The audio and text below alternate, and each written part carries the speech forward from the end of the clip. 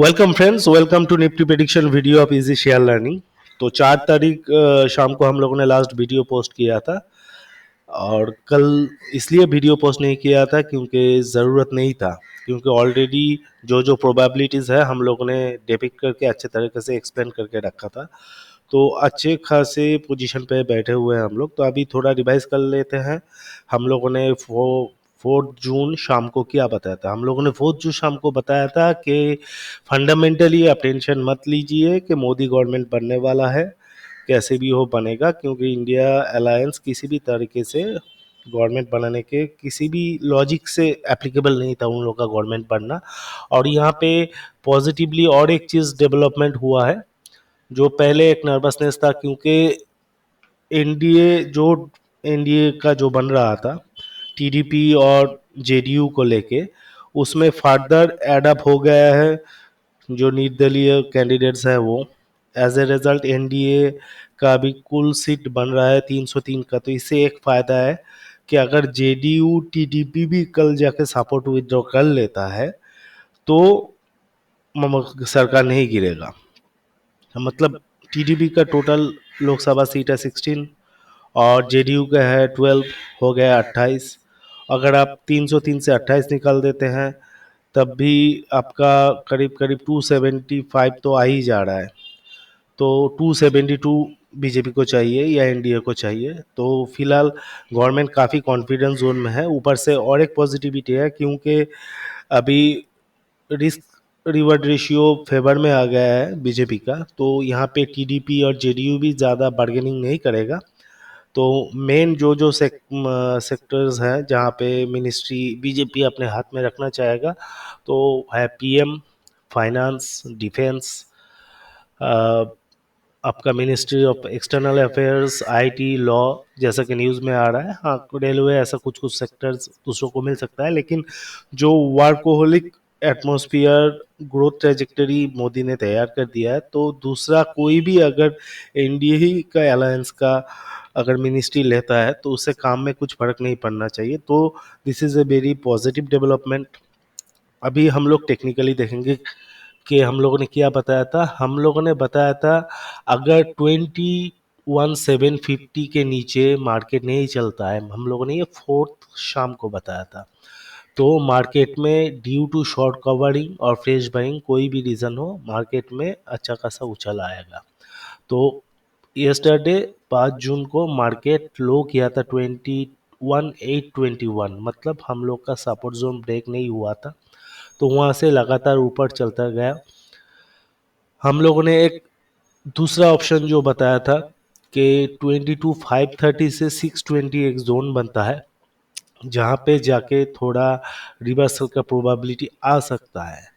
तो around that level जाके थोड़ा कंसोलिडेशन हुआ, लेकिन फाइनली उसी के ऊपर मार्केट ने क्लोज दिया। तो ओवरऑल जो 61.8% रिट्रेसमेंट लेवल है उसके ऊपर कल मार्केट ब्रेकआउट करके क्लोज भी दिया था। और आज सुबह सुबह गैप अप ओपनिंग हुआ, मार्केट ऊपर में 21,910 तक भी चला गया। तो हम लोग प्रीवियसली मेंशन किए थे कि 21,900 एक वाइटल लेवल है, क्योंकि वो सपोर्ट के तौर पे तैयार था। तो रिजल्ट वाले दिन भी हम लोगों ने बताया था कि 21,900 को स्टॉप लॉस पकड़ के कैसे हम लोगों ने नीचे की तरफ में अच्छा पैसा कमाया। तो वही लेवल आज भी बहुत वाइटल था। तो 21,910 जस्ट टच करके मार्केट नीचे आया और दिन भर कंसोलिडेशन किया। तो यही वजह है कि all the levels were given and direction was given कि market due to short covering and fresh buying ऊपर जा सकता है। 22,530 और 100 मूविंग एवरेज जो रेजिस्टेंस था उसको भी क्रॉस कर लिया था, तो रिवर्सल कॉन्फर्मेशन उधर मिल ही गया था। तो 22,900 रेजिस्टेंस जो था वो भी पहले से मेंशन था, तो वहीं पे जाके मार्केट है। तो कल वीडियो ना देने की वजह से किसी को कोई दिक्कत नहीं हुआ, सबको सब लेवल पता था और डायरेक्शन भी पता था। तो अभी 22,910 के बाद मार्केट 11 बजे के बाद पूरा दिन कंसोलिडेट किया। क्यों? अभी सब न्यूज़ डिस्काउंट हो चुके हैं। अभी नेक्स्ट इवेंट जो मैंने पहले की बता रखा था, अभी मॉनेटरी पॉलिसी का मीटिंग चल रहा है आरबीआई का 5 तारीख से 7 तारीख। तो आज शाम से कल दोपहर या कल लेटेस्ट कल शाम तक कभी भी आरबीआई पॉलिसी आ जाएगा। तो उसके लिए मार्केट थोड़ा हॉल्ट ले लिया है या थोड़ा सांस लेने के लिए खड़ा हो गया है। क्यों? अभी भी जितना एक्सपर्ट व्यू है मार्केट से जो मिल रहा है और मेरा खुद का भी मानना है कि RBI most likely rates unchange रखेंगे, जो मार्केट के लिए पॉजिटिव है। तो इसलिए देखिए, पिछले बार जैसे थोड़ा करेक्टिव नेचर आया था, इस बार करेक्शन की जगह पे साइडवेज कंसोलिडेशन चल रहा है। हो सकता है ये साइडवेज कंसोलिडेशन कल आरबीआई पॉलिसी आने तक चले और उसके बाद सीधा फिर ऊपर की तरफ में चलना चालू करे, अगर रेट कट नहीं हुआ तो यहाँ पे हम लोगों ने इसलिए मेंशन कर दिया निफ्टी का 22,670 से 850 जो कंसोलिडेशन रेंज चल रहा है। मतलब किसी भी एक साइड में जब तक ब्रेकआउट या ब्रेकडाउन नहीं होता है तो ये कंसोलिडेशन चलेगा।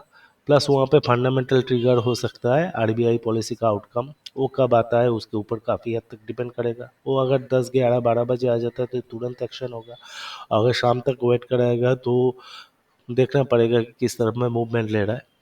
तो यहाँ पे अगर ऊपर की तरफ में हम लोग सोचते हैं तो 670 के ऊपर अगर 850 के अगर ऊपर अगर निफ्टी चलना चालू करता है तो इमीडिएट टारगेट रहेगा 23,200 and 23,310 and above that knew all time high.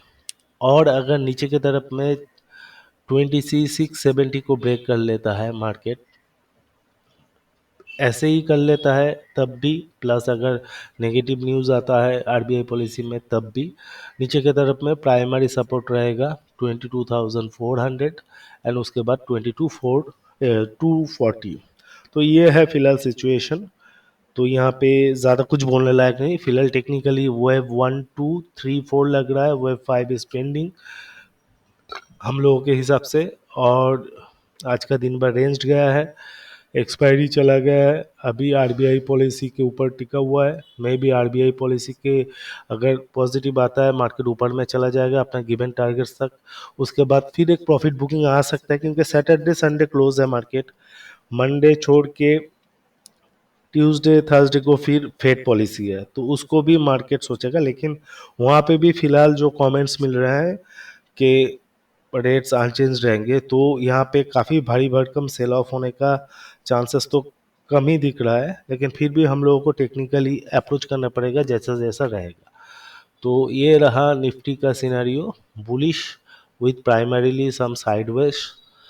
और बैंक निफ्टी में वही चीज़ चल रहा है, थोड़ा कंसोलिडेशन, इमीडिएट बेस है 48,900, अगर इसको ब्रेक करेगा तो नीचे 48,600 एंड 272 एंड बिलो दैट 48 के। और अगर ऊपर की तरफ में चलना रहता है तो इमीडिएट एक रेजिस्टेंस है 49,530 से 670 का, उसको क्रॉस कर गया है तो इमीडिएट टारगेट 51,000 से 51,200 तक का बनता है। और ये चीज़ ध्यान में रखिए, कल अगर बुलिशनेस आता है तो बैंक निफ्टी में ही ज़्यादा आएगा और अगर बियरिशनेस आता है तो बैंक निफ्टी में ही ज़्यादा आएगा।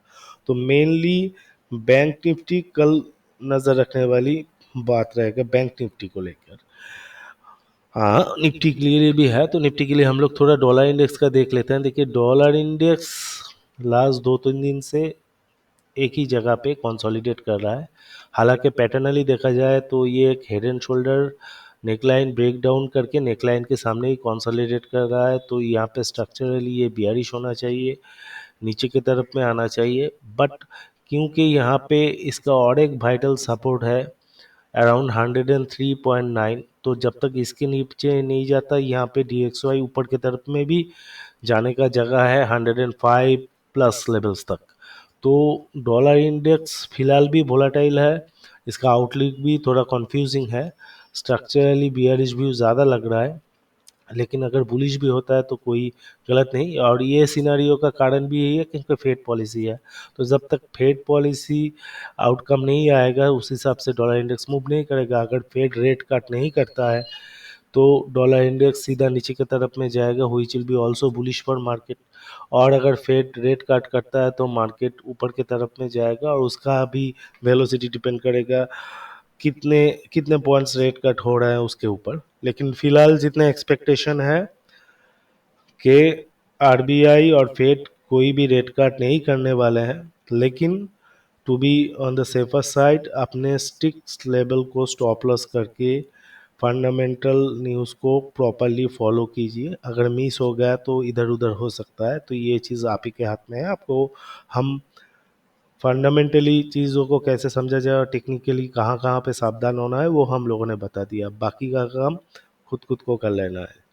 और यहाँ पे जैसे समझ लीजिए कल अगर रेट कट नहीं होता है, मार्केट ऊपर चल के 23,200 चला जाता है, तो तुरंत आपको थोड़ा प्रॉफिट बुकिंग करना पड़ेगा या सावधान हो जाना पड़ेगा, क्योंकि वहाँ पे जाके प्रॉफिट बुकिंग आना है। क्योंकि ट्यूसडे या वेडनेसडे को फेड रेट आएगा तो उसके पहले मार्केट थोड़ा प्रॉफिट बुक करेगा। प्लस देखिए ऑल टाइम हाई में जनरली कभी भी हल्का हल्का प्रॉफिट बुकिंग आ सकता है, लेकिन ओवरऑल देखा जाए जैसे 4 जून के बॉटम के बाद हम लोगों ने बता दिया था कि it was a very good opportunity two by for the long term, और ये सही साबित हुआ हम लोग का प्रेडिक्शन। मार्केट ऑलमोस्ट 21,300 से आज 2 ही दिन में 22,900 मतलब 1,600 पॉइंट्स का रैली भी कर चुका है। तो ये सब चीज़ को ध्यान में रख के आगे ट्रेड कीजिए। अगर वीडियो अच्छा लगा है तो please do like share and subscribe. Thank you.